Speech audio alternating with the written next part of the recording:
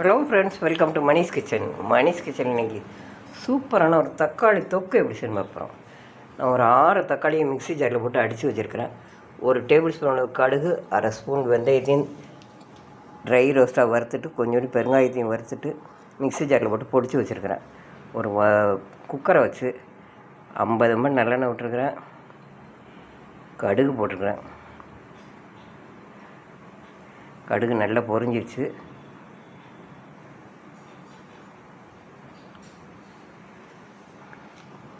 வெந்தயமும் கடுகும் பொடிச்சு வச்சுருக்கேன். பெருங்காயம் வறுத்து பொடிச்சு வச்சுருக்கு.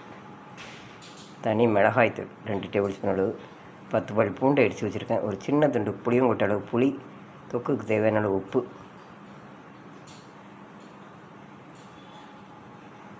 கடுகு நல்லா வெடிச்சிச்சு.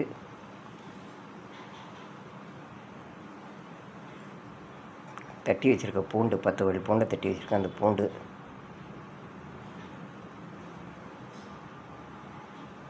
லைட்டாக வதங்கின உடனே தனி மிளகாய்த்தூள் 2 ஸ்பூன் தனி மிளகாய்த்தூள் கருகாமல் இருக்கணும்.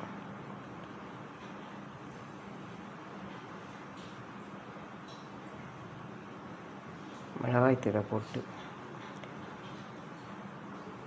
உடனே அரைச்சி வச்சுருக்க தக்காளி விழுது, கட் பண்ணி அரைச்சி வச்சுருக்க தக்காளி விழுது, தண்ணியே ஊற்றாமல் அரைக்கணும். தக்காளி விழுது ஒரு சின்ன புளியங்கொட்ட அளவு புளியை தக்காளியோடு சேர்த்து போட்டு அரைச்சி வச்சுருக்கிறேன். தக்காளி தொக்குக்கு தேவையான அளவு உப்பு போட்டு குக்கரை மூடி 2 விசில் விட்டு வேக விடணும்.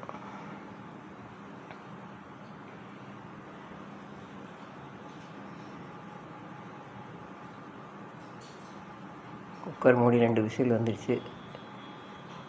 வெயிட் எடுத்துகிட்டு பார்த்தோன்னா சூப்பரான தக்காளி தொக்காடி. கொஞ்சமாக லாஸ்ட்டாக கொஞ்சோண்டு வெல்லம் தேவையான போட்டுக்கலாம். வறுத்து பொடிச்சு வச்சுருக்க வெந்தயம், கடுகு, பெருங்காயத்தூளையும் போட்டு மிக்ஸ் பண்ணி இறக்கணும்னா சூப்பரான தக்காளி தொக்கு ரெடி. ஸ்கூலுக்கு லஞ்சு பாக்ஸுக்கு பசங்களுக்கு சாதத்தோடு போட்டு வரைய கொடுத்தோன்னா சூப்பராக இருக்கும். தயிர் சாதத்துக்கு சாப்பிட சூப்பராக இருக்கும். இட்லி, தோசை சாப்பிட சூப்பராக இருக்கும். நீங்களே இதே மாதிரி ட்ரை பண்ணி பாருங்கள். இந்த வீடியோ பிடிச்சிருந்தால் லைக் பண்ணுங்கள், ஷேர் பண்ணுங்கள், கமெண்ட் பண்ணுங்கள். மணிஷ் கிச்சனை சப்ஸ்கிரைப் பண்ணுங்கள். உங்கள் ஃப்ரெண்ட்ஸ் அண்ட் ரிலேஷன்ஸ் ஷேர் பண்ணுங்கள்.